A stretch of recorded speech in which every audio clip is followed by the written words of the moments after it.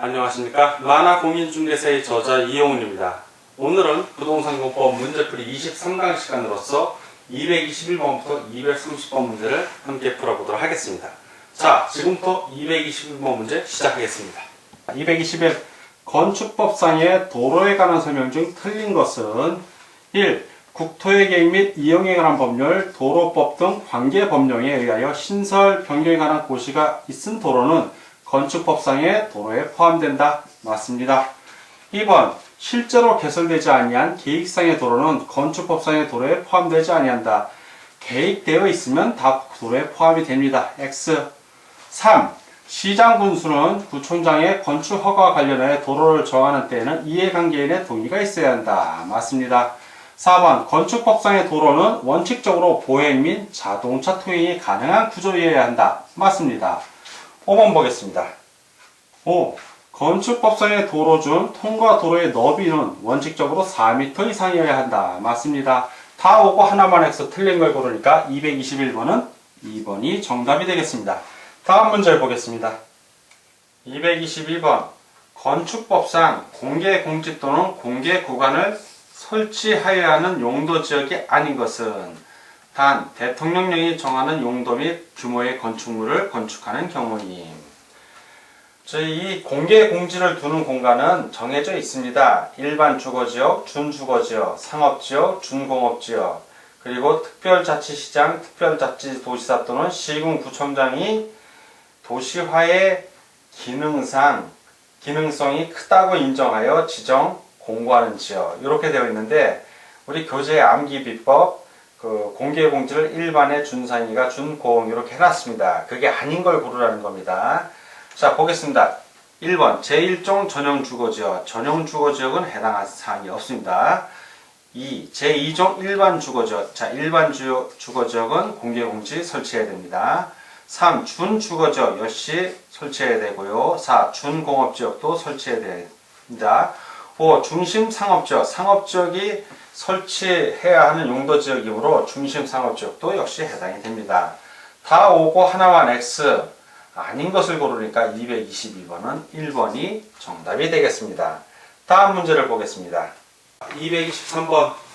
공개 공지에 관한 설명 중 틀린 것은 1번.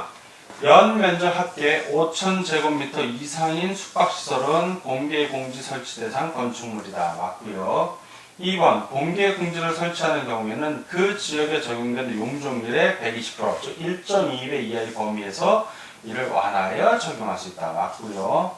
3번. 다중이 이용하는 시설, 다중이용 시설입니다. 시설로서 건축조례가 정하는 건축물도 공개공지를 확보해야 한다. 맞습니다. 4번. 공개공지 공간에는 환경 친화적으로 편리하게 이용할 수 있도록 긴 의자 또는 파고라 등 공중이 이용할 수 있는 시설로서 건축조례로 정하는 시설을 설치해야 합니다. 이 경우 필러티 구조로 설치할 수도 있습니다. 맞고요. 5번. 공개공지의 면적은 대지 면적의 15% 이하의 범위에서 건축 종류를 정한다. 자, 15% 범위가 아니라 10%죠. 10% 이하의 범위에서 건축 조례를 정합니다. X. 다 오고 하나만 X 틀린 걸 고르니까 223번은 5번이 정답이 되겠습니다. 다음 224번 문제를 같이 보도록 하겠습니다. 224번. 건축법령상 건축물을 건축하거나 대수선하는 경우에는 국토해양부령이 정하는 구조 기준 등에 따라 구조의 안전을 확인하여야 하는 바 이에 해당하지 않는 건축물은 자, 보겠습니다. 1. 층수가 5층인 건축물. 자, 3층 이상인 건축물은 구조안전 확인해야 되니까 해당이 되고요. 2번. 처마 높이가 12m인 건축물. 처마 높이가 9m 이상인 경우에도 구조안전 확인해야 됩니다. 그러니까 해당이 되고요. 높이가 13m인 건축물, 높이가 15m인 건축물, 13m 이상이면은 구조안전 확인 대상입니다. 맞고요. 연면적이 1500제곱미터인 건축물, 연면적 1000제곱미터 이상이면 1000입니다. 제곱미터 이상이면 구조안전 확인 대상이니까 1500제곱미터도 맞습니다.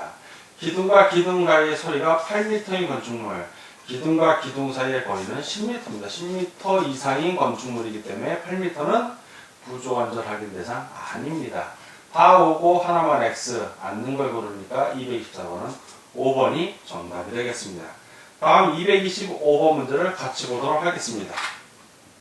225번 건축물을 건축하거나 대수선하는 경우 해당 건축물의 설계자가 구조 기준 등에 따라 구조의 안전을 확인하여야 하는 건축물이 아닌 것은 1번 층수가 3층 이상인 건축물은 구조 안전 확인 대상 맞습니다. 2번 연면적 1000제곱미터 이상인 건축물 구조 안전 확인 대상이죠. 다만 축사 창고 자만 창고 축사 작물 재배사 표준 설계 도서에 따라 건축하는 건축물은 제외한다. 예, 맞습니다. 3. 높이가 10m 이상인 건축물. 자, 높이가 10m 이상인 건축물이 아니라 이거 13m입니다. 13m 이상인 건축물. 자, X 4. 처마 높이가 9m. 예, 처마 높이는 9m 이상인 건축물 맞습니다. 5. 기둥과 기둥 사이의 거리가 10m 이상인 건축물 맞습니다. 기둥등이 없는 경우에는 내력벽과 내력벽 사이의 거리를 말한다. 예, 그것도 내력벽과 내력벽 사이가 10m 이상이어야 됩니다. 다 오고 하나만 X 아닌 걸 고르니까 225번은 3번이 정답이 되겠습니다.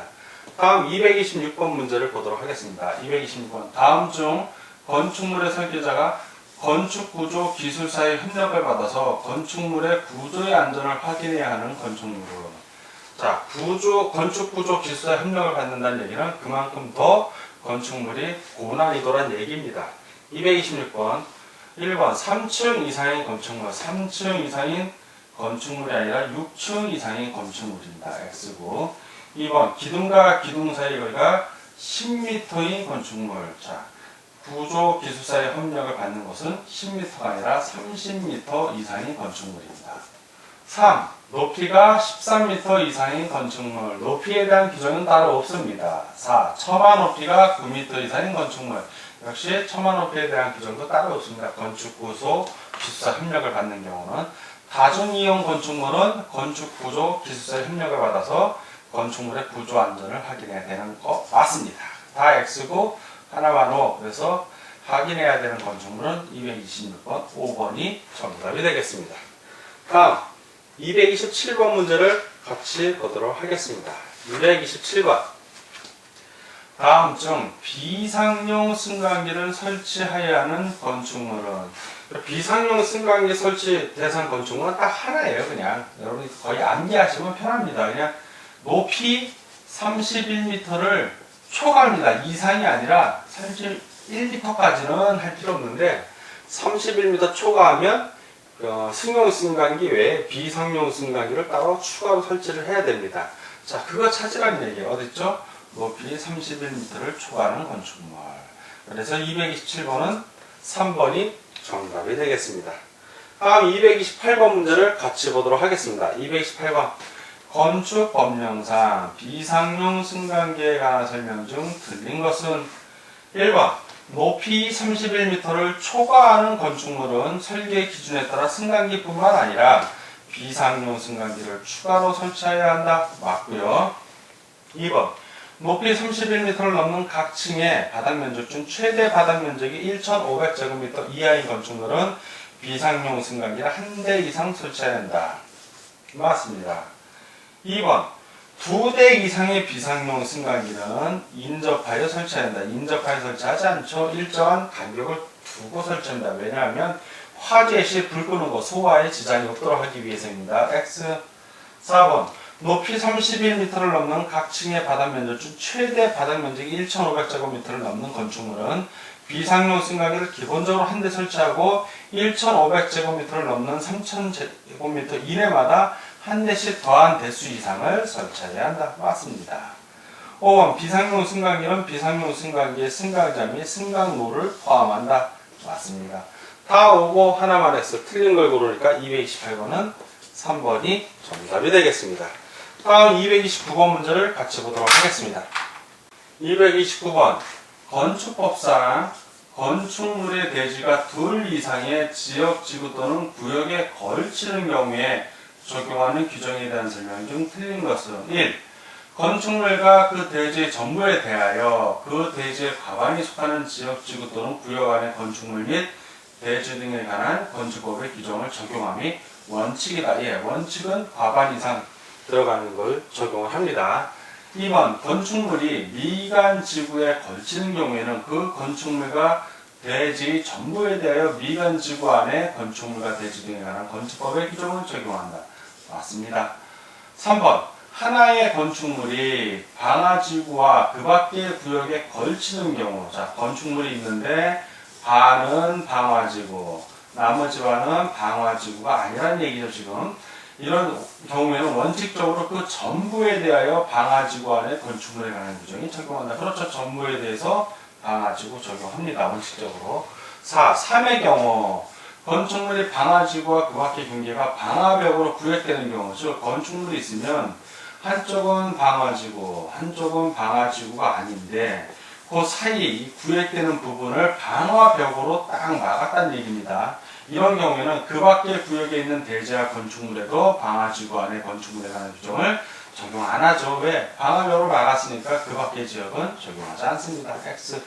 5번, 대지의 규모와 그 대지가 속한 용도지역, 지구 또는 구역의 성격 등 그 대지에 관한 주변 여건상 필요하다고 인정하여 해당 지방자치단체의 조례로 적용 과목을 따로 정하는 경우에는 그에 따른다. 맞습니다.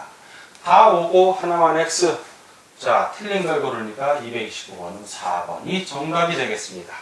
다음 230번 문제를 같이 보도록 하겠습니다. 230번. 건축물의 면적 및 높이 등의 산정 방법으로 틀린 것은 1. 반자 높이가 1.5m 이하인 다락은 바닥 면적에서 제외한다. 물론 1.5m 이하인 다락은 바닥 면적을 제외하는데 이때는 반자 높이가 아니라 층고죠. 층의 높이. 반자 높이는 요 방이 있다면 방 바닥부터 천장까지 높이를 말합니다. 근데 층고는 뭐냐면 방의 바닥 윗면부터 그 위층, 이렇게 각 층을 구획하는 바닥면이 있으면 바닥면 윗면부터 바닥면 윗면까지 사이입니다. 이렇게 좀 더 높죠. 반자 높이보다 층고가 요만큼 더 높습니다. 그 바닥 높이만큼. 그래서 1번은 X. 자, 2번. 건축물 중 지표면으로부터 1m 이하에 있는 부분은 건축 면적에 산입하지 않는다. 맞습니다. 3번. 그 건축물의 부속 용도로서 지상층이 주차용으로 쓰는 면적은 용적률 산정에서 제외한다. 그렇죠. 주차로 쓰는 거는 용적률 산정에서 제외해 줍니다. 맞고요. 4번. 공동주택 지상층에 설치한 기계실의 면적은 바닥 면적에 산입하지 않는다. 맞고요.